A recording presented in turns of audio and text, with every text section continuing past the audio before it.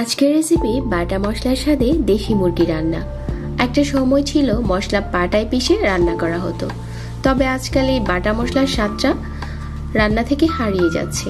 আজকে চলুন বাটা মশলার স্বাদ ঠিক রেখে ঝটপট এই দেশি মুরগিটি রান্না করে নেই।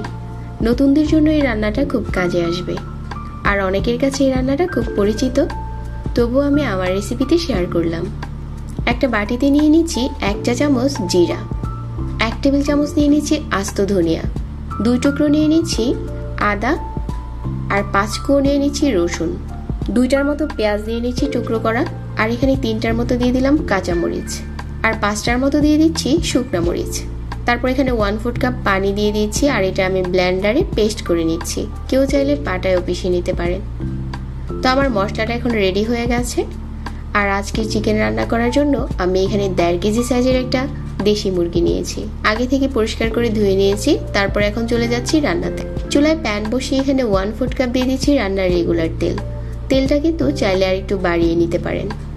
তারপর এখানে কিছু আস্ত গরম মশলা দিয়ে দিচ্ছি, তবে আমার কাছে মনে হচ্ছে এই রান্নার জন্য এতটুকু তেলই ঠিক আছে। 3টার মতো দিয়ে দিলাম পেঁয়াজ কুচি। পেঁয়াজটাকে একটু মিহি করে কুচি করতে হবে, তাহলে খুব তাড়াতাড়ি ভাজা হয়ে যাবে। তারপর এখানে 1/2 চা চামচ দিয়ে দিচ্ছি হলুদের গুঁড়া, আর 1/2 চা চামচ দিয়ে দিচ্ছি মরিচের গুঁড়া। মরিচের গুঁড়াটা যদি এখানে কেউ দিতে না চান তাহলে স্কিপ করতে পারেন, বিশেষ করে যারা জালটা কম খেতে পছন্দ করেন, কারণ আমরা কিন্তু লাল মরিচটা আগে থেকে বেটে নিয়েছিলাম। তারপর যে মশলাটা বেটে রেখেছিলাম ওটা দিয়ে দিচ্ছি, আর খুব ভালো করে কষিয়ে নিতে হবে। মশলাটাকে একটু নেড়ে চেড়ে সময় নিয়ে কষাতে হবে, আর এই সময় চুলার আঁচটাকে কমিয়ে রাখতে হবে। পরিমাণ মতো লবণ দিয়ে দিচ্ছি, আর আরো কিছুক্ষণ মশলাটা নেড়ে চেড়ে কষিয়ে নিচ্ছি। তো আমি এখানে এখন ধুয়ে রাখা চিকেনটা দিয়ে দিচ্ছি। চিকেনটা দেওয়ার পর আবারও নেড়ে চেড়ে মিশিয়ে নিতে হবে মশলার সাথে। আর এই পর্যায়ে 1/2 কাপ দিয়ে দিতে হবে পানি, কারণ এটা দেশি মুরগি সিদ্ধ হতে সময় লাগবে, যার জন্য 1/2 কাপ পানি দিয়ে আর চুলার আঁচ কমিয়ে কষিয়ে নিতে হবে, যাতে এই ঝোলটাও টেনে যায় আর আমাদের চিকেন অনেকটাই সিদ্ধ হয়ে আসে। এখন ঢাকনা দিয়ে ঢেকে দিচ্ছি, আর মাঝে মাঝে 2-1 বার নেড়ে দিতে হবে। তো বেশ কিছুক্ষণ কষিয়ে নেওয়ার পর আমার এখানে চিকেনটা কষানো হয়ে গেছে। তেলটা যখন এরকম উপরে চলে আসবে তখনই বোঝা যাবে যে চিকেনটা কষানো হয়ে গেছে। তারপর এখানে কিছু দেশি আলু দিয়ে দিচ্ছি, আর আলুটা আগে থেকে সিদ্ধ করে খোসা ছাড়িয়ে নিয়েছি।